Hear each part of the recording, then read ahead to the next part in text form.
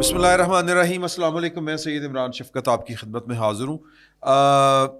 کل نگران وزیر اعظم جناب انوار اللہ کاکڑ صاحب اپنا حلف اٹھائیں گے اور اس تناظر میں اور خصوصاً اس حکومت یا جو پچھلی حکومت تھی جو آلموسٹ 2 دن پہلے ختم ہوئی، شہباز شریف صاحب کی پی ڈی ایم کی جو حکومت تھی، اس حکومت کے آخری دنوں میں کچھ اس طرح کے کام ہوئے جو صاف نظر آ رہا تھا کہ یہ کام جتنی حسل بسل میں ہوئے ہیں اور جس طرح سے ہوئے ہیں، اور ہم نے ذکر بھی کیا تھا اگر آپ کو یاد ہو کہ یہ کوئی پوشیدہ ہاتھ، کچھ غیر مرئی قوتیں جو نظر نہیں آتی، جن کو نواز شریف صاحب خلائی مخلوق کہہ کے پکارا کرتے تھے، اور ان کو طنزاً لوگ کہا کرتے تھے کہ آپ نام کیوں نہیں لیتے. پھر جب نام لیے تو پھر زیادہ ٹینشن ہوئی.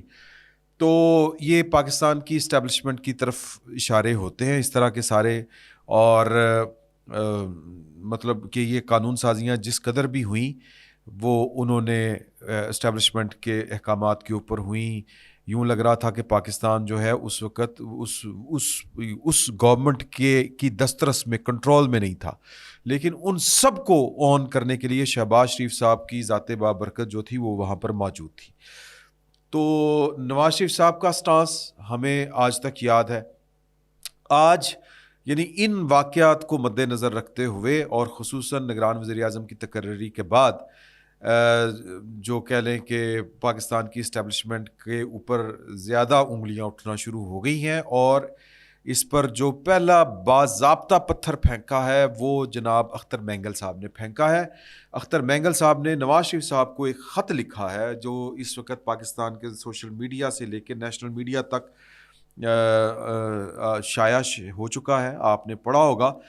خط اتنا شاندار ہے اور خط میں اٹھائے گئے نکات اور ان کا جو مضمون ہے یا یوں کہہ لیں کہ جو ان کا موقف ہے وہ اتنا جاندار ہے کہ میں عموماً فیکٹ ریپیٹ نہیں کیا کرتا. میں چاہتا ہوں کہ میں یہ خط آپ کو پڑھ کے سناؤں، زیادہ ٹائم نہیں لگے گا. یہ خط، اس کے اوپر غور کرنے کی ضرورت ہے، اور جو موقف سردار اختر مینگل صاحب نے اختیار کیا ہے اس موقف کو سمجھنے کی ضرورت ہے. انہوں نے لکھا ہے کہ جی کہ محمد نواز شریف صاحب، امید ہے آپ بما اہل خانہ خیریت سے ہوں گے. میرا آج کا پیغام مورخہ 22 جولائی 2022 کو بھیجے جانے والے گزشتہ پیغام کا تسلسل ہے، کیونکہ جن مسائل کا ذکر میں نے پہلے کیا تھا کاش کہ ان میں کمی آتی، لیکن حسب روایت ان میں اضافہ ہوتا گیا. انہوں نے لکھا ہے کہ اس کا الزام کسی پر ڈالنے کے بجائے ہم اپنی شومئی قسمت کو ہی ٹھہرائیں تو بہتر ہوگا. اچھا، ویسے قسمت کو نہیں ہاں چلیں. ہیومن لیمیٹیشنز، وہی بلوچستان، وہی جبری گمشدگیاں. سیاسی حل کے بجائے بندوق سے مسئلے کے حل کی کوشش کی جا رہی ہے. سیاست دانوں کے بجائے اسٹیبلشمنٹ سے آس لگائی جا رہی ہے یا ان کی مشاورت سے مسئلے کا حل تلاش کیا جا رہا ہے. انہوں نے لکھا ہے کہ میاں صاحب، ہم پر جو گزری یا گزر رہی ہے وہ ہماری قسمت، لیکن حیرانی اس بات پر ہے کہ جو آپ لوگوں پر گزری اس سے ابھی تک سبق نہیں سیکھا. سر، یہی ہمارا بھی گلہ ہے. ہمیں جنرل ایوب سے لے کر جنرل مشرف کے مظالم اچھی طرح یاد ہیں، لیکن آپ کی جماعت مشرف اور باجوہ کی سازشوں اور غیر آئینی اقدامات کو اتنی جلدی فراموش کر گئی. یعنی انہوں نے حیرانی کا اظہار کیا ہے. اختر مینگل صاحب نے مزید جو موقف اختیار کیا ہے یا جو انہوں نے لکھا ہے نواز شریف صاحب کے نام، وہ یہ ہے کہ ایک بار پھر رات کی تاریکیوں میں اتحادیوں کو اعتماد میں لیے بغیر قانون سازی کر کے جمہوری اداروں کو کمزور کرنا اور غیر جمہوری طاقتوں کو مزید طاقتور کرنا جمہوریت کے تابوت میں مزید کیلیں ٹھوکنے کے مترادف ہوگا. اچھا جی، اب یہ تو اتحادیوں کو کیا، انہوں نے اپنے لوگوں کو اعتماد میں نہیں لیا، اور لوگوں کو پتہ ہی نہیں تھا کہ وہ قانون کہاں سے آ رہے ہیں اور کس طرح منظور ہو رہے ہیں. تو انہوں نے لکھا کہ جس طرح وہ تھے نا اپنے، وہ کرنل لیاقت تھے، وہ پارلیمنٹ کو چلا رہے تھے. یوں لگ رہا تھا کہ پارلیمان جو ہے اس کا کنٹرول پھر کسی غیر مرئی قوت کے ہاتھ میں چلا گیا ہے. جس طرح کر کے 54 کے قریب قانون پاس ہوئے ہیں، اور ایک سے بڑھ کر ایک قانون. میں وکالت نہیں کر رہا نواز شریف صاحب کی، میں آپ کو ایک خبر دوں گا. وہ میں آپ کے ساتھ آگے چل کے شیئر کروں گا. اختر مینگل صاحب کی ہو سکتا ہے کہ کوئی، لیکن نہیں ہو سکتی، کیونکہ وہ دل جوئی اس لیے نہیں ہو سکتی کہ اختر مینگل صاحب جو ہیں وہ بڑے، یا اس طرح کے جمہوری سوچ رکھنے والے لوگ جو ہیں وہ جس کو کہتے ہیں نا بٹوین دی لائن نہ بات کرتے ہیں اور نہ بٹوین دی لائن کوئی میسج ریڈ کرنے کی کوشش کرتے ہیں. وہ کہتے ہیں نہیں یار، جو پاکستان کے حالات ہو چکے ہیں یہ گرے ایریے میں رہنا کوئی جو ہے عقل مندی نہیں ہے. اب پاکستان کی سروائیول اسی میں ہے کہ چیزیں بلیک اینڈ وائٹ میں ہوں، اور میرا خیال ہے کہ یہ اختر مینگل صاحب کی بات بڑی حد تک درست ہے. لیکن طاقت وہ کہتے ہیں کہ طاقت اور حسن کے آگے کوئی ٹھہر سکا ہے، اور طاقت اور حسن کی اپنی ہی دلیل ہوتی ہے. سر نہ حسن کچھ سنتا ہے نہ طاقت کچھ سنتی ہے. طاقت بھی ایک حسن ہے، اور کچھ لوگ کہتے ہیں کہ نہیں، حسن بھی ایک طاقت ہے، اور کچھ لوگ کہتے ہیں کہ طاقت بھی ایک حسن ہے. یہ لٹریری سی بات ہے، لیکن میرا آخری جو ہے نا وہ اس پر یقین نہیں ہے. طاقت کا چہرہ بڑا بھیانک ہوتا ہے. اچھا، تو انہوں نے کہا کہ جی کہ انسانی حقوق کے برخلاف قانون سازیاں شاید ہم سے زیادہ مستقبل میں آپ حضرات کے ہی خلاف استعمال کی جائیں گی، کیونکہ ہم بلوچستان کے باسیوں کو روز اول سے انسان سمجھا ہی نہیں گیا. ٹھیک کہہ رہے ہیں سر. جس طرح وہاں پر وہ ایک بزرگ شخص اور ایک بوڑھی ماں، اس کے سامنے اس کے بیٹے کو گولی ماری گئی، ایک رینجرز کے آفیسر نے گولی ماری تھی. وہ پتہ ہی نہیں ہے کہاں پہ ہے کہاں پہ نہیں، کیا بنا کیا نہیں. وہ آتا ہے کہ جی کہ وہ ان کے خلاف کارروائی ہوگی، گرفتاری بھی ہوتی ہے، لیکن اس کے بعد کیا ہوتا ہے یہ ہمیں نہیں پتہ چلتا. تو بلکہ مجھے تو یہ بھی نہیں پتا کہ کسی نے کوئی خیر خبر لی کہ اس نوجوان بلوچ کے بوڑھے والدین کے اوپر بعد میں کیا گزری، وہ کہاں پہ ہیں. یہ ہماری میڈیا کا بھی یہی حال ہے. تو ہم بھی سر کان لپیٹ کے نکلتے ہیں.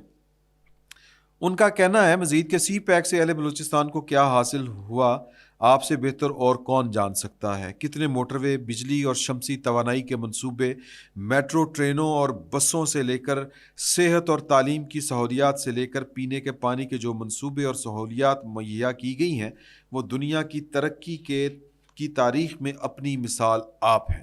طنز کیا ہے انہوں نے، اور اس سے بھی گہرا طنز انہوں نے کیا ہے کہ انہوں نے کہا ہے کہ موجودہ دور میں گوادر یونیورسٹی کے قیام بمقام لاہور کا بھی اعلان کیا گیا، جو میں سمجھتا ہوں بلوچستان میں تعلیمی پسماندگی کو دور کرنے میں ایک اہم کردار ادا کرے گا. یہ بڑا گہرا طنز ہے، اور بالکل ٹھیک بات ہے کہ گوادر کی یونیورسٹی ہے اور بند لاہور میں رہی ہے. نام ہے گوادر یونیورسٹی، پتہ نہیں کون کون سے یہ کھانچے ہیں. یہ سر اس ریاست میں لٹ مار ہے سر، جس کا جتنا زور چلتا ہے وہ کر لیتا ہے. تو بہرحال گوادر ایئرپورٹ کا وہ کہتے ہیں کہ نام بجائے کسی بلوچستان کی سیاسی یا سماجی شخصیت کے کسی ایسے شخص کے نام کر دیا جس کے نام سے شاید ہی بلوچستان کے لوگ واقف ہوں گے. سر اس پہ میرا تھوڑا سا اختلاف ہے. فیروز خان نون صاحب نے گوادر یو اے ای سے خرید کے پاکستان کا حصہ بنایا تھا، تو یہ کریڈٹ جو ہے یہ فیروز خان نون کو جاتا ہے. یہ ایک بڑی مزے کی کہانی ہے، اور اس میں جو بنیادی کردار تھا جس شخصیت کا، وہ فیروز خان نون کی بیگم تھی، جو غالباً ساؤتھ ایشیا بورن بھی نہیں تھیں. وہ تھیں بھی کوئی غیر ملکی تھیں، ایشین تھی نہیں. وہ انہوں نے یہ جتنی تھی نا وہ کیا اس کو کہتے ہیں بارگیننگ یا جو بھی اس کو کہہ لیں، یہ اس خاتون نے کی تھی. اس پر ہم پھر کبھی بات کریں گے تفصیل کے ساتھ اور پوری معلومات لے کے. ابھی میرے پاس جو ہے وہ معلومات جو ہے وہ دھندلی سی ہیں. تو اس پہ میں اختر مینگل صاحب سے اختلاف کرتا ہوں بڑی معذرت کے ساتھ کہ یہ فیروز خان نون صاحب کی ایفرٹ تھی، یہ کسی بلوچ لیڈر کی ایفرٹ نہیں تھی. اور نہ ہی گوادر اس طرح سے، میں تاریخی پس منظر مجھے اتنا گہرا معلوم نہیں ہے، لیکن سر گوادر اگر یو اے ای کا تھا اس سے پہلے کس کے پاس تھا یہ مجھے نہیں پتا، لیکن اگر یو اے ای سے کسی نے خریدا ہے پاکستان کے لیے سوچا ہے تو فیروز خان نون صاحب تھے، تو ان کو کریڈٹ دینا چاہیے اس کا. انہوں نے خط میں مزید لکھا ہے کہ جی گزشتہ مردم شماری میں بلوچستان کی آبادی جو کہ تقریباً 2 کروڑ 24 لاکھ کے قریب بنتی تھی، اسے مشترکہ مفادات کونسل کے اجلاس میں 73 لاکھ کم کر کے کیا پیغام دینے کی کوشش کی جا رہی ہے؟ یہ بھی اپنی جگہ کے اوپر ایک حقیقت ہے کہ مردم شماری کے اوپر بہت سے لوگوں کو اعتراضات ہیں، اور اعتراضات جینون ہیں، اور کچھ آبادیوں کو ان کا شمار ہی نہیں کیا گیا تھا، خصوصاً کراچی میں۔ انہوں نے مزید لکھا ہے کہ اہم فیصلوں میں اتحادیوں کو اعتماد میں لیے بغیر فیصلے کرنا بد اعتمادی ہی کو دوام بخشے گا۔ بڑے اور چھوٹے صوبوں کے درمیان نفرتوں کی مٹی سے بنائے گئے ان میناروں کی اونچائی اور مضبوطی میں کمی کے بجائے اضافہ ہی ہو سکتا ہے۔ ٹھیک کہہ رہے ہیں۔ اختر مینگل نے مزید لکھا کہ اپنے مفادات کے تحفظ اور اپنی مستقبل میں آنے والی حکومت کی راہ ہموار کرنے کے لیے قانون بنائے اور توڑے بھی جاتے ہیں، لیکن اس کے برعکس اہل بلوچستان کا اپنے پیاروں کے لیے آواز اٹھانا اور آنسو بہانا بھی خلاف قانون ہے۔ اس پر بھی مختلف آراء ہو سکتی ہیں، لیکن انسانی حقوق جو ہیں وہ سر کسی کو لاپتہ کرنے کی اجازت نہیں دیتے۔ کوئی کتنا ہی پاکستان کے لیے خطرناک کیوں نہ ہو، اس کے لیے آپ قانون علیحدہ سے بنا لیں۔ اسپیشل قانون دنیا بھر میں بنتے ہیں، عدالتوں میں پیش کریں، اسپیشل کورٹس بنائیں، ٹرائل کریں، اور جو فیصلہ بنتا ہے سنائیں، فیئر ٹرائل ہو۔ لیکن مسئلہ یہ ہے کہ ہم خوف زدہ رہتے ہیں، ہم پتہ نہیں کن کن باتوں سے خوف زدہ رہتے ہیں کہ اس بات کا پتہ چل جائے گا، یہ نیشنل سیکیورٹی ہے، فلاں ہے، یہ ہے۔ سر دنیا ترقی کر گئی ہے، انہوں نے وہاں پر کوئی بات راز والی راز نہیں ہوتی۔ وہاں پر نیشنل سیکیورٹی کے بڑے بڑے اہم معاملات جو ہیں وہ سینٹ کی کمیٹیوں میں ڈسکس ہو رہے ہوتے ہیں، اور لوگوں کو، ریاستی ملازمین کو وہاں پر کڑے اور جس کو کہتے ہیں نشتر بھرے یا نشتر جیسے سوالات کا سامنا کرنا پڑتا ہے، جواب دینا پڑتا ہے۔ اور اوور سائٹ کمیٹی جو ہوتی ہے، جو نگرانی کر رہی ہوتی ہیں کمیٹیاں، ان کے ساتھ ان سے کوئی چیز اوجھل رہ جائے، یہ بہت کم ہوتا ہے۔ اب یہ علیحدہ سے بات ہے، یہ عوامی نمائندوں کا کام ہوتا ہے کہ وہ خود فیصلہ کریں کہ کون سی چیز پبلک ہونی ہے، کون سی چیز نہیں پبلک ہونی، کون سی میٹنگز، کون سی معلومات وہ ان کیمرہ انکوائریاں ہوں گی، اور کون سی جو ہیں وہ پبلک ہوں گی۔ یہ دنیا بھر میں ہوتا ہے، ہم پتہ نہیں کیوں ڈرتے رہتے ہیں۔ اصل میں معاملات کچھ اور ہیں۔ معاملات یہ ہوتے ہیں کہ جب آپ نے کچھ تقدیس کے پردوں میں رہ کے یا کسی کی آڑ میں ڈھال میں چھپ کے اپنے کوئی کام سیدھے کرنے ہوتے ہیں، آپ کے ذاتی مفادات ہوتے ہیں جو ادارہ جاتی بھی ہو جاتے ہیں بعض اوقات، اور یقیناً ہو جاتے ہیں، لوگوں کی ان پر توجہ نہ ہو، اس لیے یہ چیزیں جو ہیں وہ پردے میں رکھی جاتی ہیں، نیشنل سیکیورٹی کے نام کے اوپر اور بڑے سارے ناموں کے اوپر، تو حساسیت کے نام کے اوپر کوئی چیز احساس نہیں ہوتی۔ 20-25 سال بعد جب وہ چیزیں ڈی کلاسیفائڈ ہوتی ہیں تو لوگ کہتے ہیں اچھا اس گل واسطے یہ سب کچھ ہوا تھا۔ اب پاکستان میں بہت سے صحافی اس لیے بے موت مارے گئے کہ وہ فاٹا میں رپورٹ کر دیتے تھے کہ ڈرون کا حملہ ہوا ہے، اس وجہ سے وہ مارے جاتے تھے کہ کیوں کیے کرنے۔ پھر ایک وہ وقت آیا کہ ساری باتیں کھل کے ہوئیں۔ اب کس کو نہیں پتا کہ ڈرون کیا حملہ ہوتا تھا، اور اس میں کون لوگ مارے، وہ کیا اس کو کہتے ہیں کولیٹرل ڈیمیج بھی ہوتا تھا، بے گناہ بھی مارے جاتے تھے۔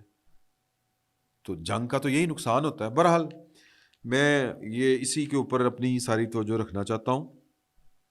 وہ کہتے ہیں کہ یہ بات ٹھیک ہے کہ جو بلوچستان کے لاپتہ افراد ہیں وہ لاپتہ نہیں رہنے چاہیے، وہ قانون کے کسی نہ کسی کورس میں آنے چاہیے۔ انہوں نے نواز شریف صاحب کو یاد کروایا کہ آپ کے گزشتہ 2 ادوار جو دور حکومت تھے ان میں بھی یہ سب کچھ ہوتا رہا، اور ہم پچھلی بار کی طرح اس بار بھی یہ تصور اور خیال کر بیٹھے کہ شاید ان تلخ تجربات کے بعد آپ کی جماعت کو اب احساس ہو گیا ہوگا، لیکن آپ کی جماعت نے ہمیں پہلے بھی غلط ثابت کیا اور اب بھی۔ انہوں نے لکھا ہے کہ کاش ہمیں مطالعہ پاکستان کے نصاب کی کتابوں میں گزشتہ 76 سالہ تاریخ پڑھائی جاتی تو شاید ہم تاریخ سے سبق حاصل کرتے، لیکن اب تو ہم اور آپ تاریخ کے سامنے صرف اور صرف جواب دہ ہیں اور جواب دے رہے ہیں۔ خط کے اختتام میں سردار اختر مینگل نے نگران وزیر اعظم کے لیے ایسے شخص کی نامزدگی کی کہا کہ ایسے نگران وزیر اعظم کی نامزدگی کی گئی ہے جس سے ہمارے لیے سیاست کے دروازے بند کر دیے گئے۔ آپ کے اس طرح کے فیصلوں نے آپ کی اور ہمارے درمیان دوریاں پیدا کر دی ہیں۔ اختر مینگل صاحب کی یہ باتیں دل کو لگتی ہیں اور بڑی ٹھیک باتیں ہیں، اور بہت بلیک اینڈ وائٹ میں کی ہیں جتنی وہ کر سکتے تھے. میں ان کی ساری باتوں کے ساتھ متفق ہوں پوری طرح سے. اور نواز شریف صاحب بھی کسی دور میں ووٹ کو عزت دو کے فلسفے کے اوپر قائم تھے اور اس کے لیے جدوجہد بھی کر رہے تھے. لیکن سر جو پاور پالیٹکس ہوتی ہے نا, یہاں پر عوامی پالیٹکس نہیں ہو رہی.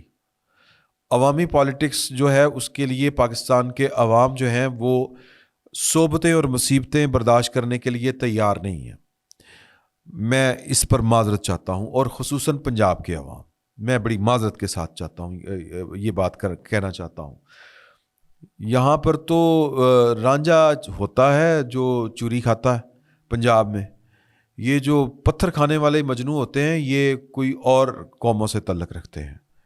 پنجاب میں اس طرح کی مثالیں ذرا کم ہیں, بڑی معذرت کے ساتھ. تو سر جب تک پنجاب جو ہے وہ ان چیزوں کو جو سردار اختر مینگل نے جن کی نشاندہی کی ہے اور جن کو نواز شریف صاحب بھی درست سمجھتے ہیں, سر جب تک ان کی عوام نہیں اٹھیں گے, ان کے عوام نہیں اٹھیں گے, تب تک تو وہ پھر ایوولوشن کی طرف ہی جائیں گے یا مفاہمت کی طرف ہی بڑھیں گے, درمیان کا کوئی راستہ نکالنے کی کوشش کریں گے. میں آپ کو آخر میں ایک اہم خبر دینے لگا ہوں. وہ جو پیپلز پارٹی کے جو وزیر تھے جنہوں نے ایک بل پیش کیا تھا کہ کچھ سیاسی جماعتوں کے اوپر پابندی لگائی جا سکتی ہے, کچھ گروہوں کے اوپر, کہ ایسی, وہ جو سینٹ میں پیش کیا تھا اور پھر سینٹ میں بڑا شور اٹھا تھا, پھر وہ کیس وہ بل واپس ہوا. سر اس کے پیچھے نواز شریف صاحب تھے.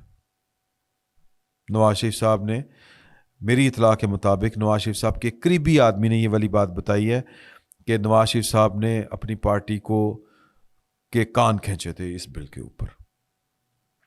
باقی میں اختر مینگل صاحب کی بات کے اوپر ان سے اتفاق کرتا ہوں کہ یہ درمیان میں رہ کے کرنے والی باتیں شاید لوگوں کے دلوں میں گھر نہیں کریں گی, تسلی نہیں ہوگی, صاف چھپتے بھی نہیں, سامنے آتے بھی نہیں والا معاملہ نہیں ہوگا, ذرا دو ٹوک بات کرنی پڑے گی.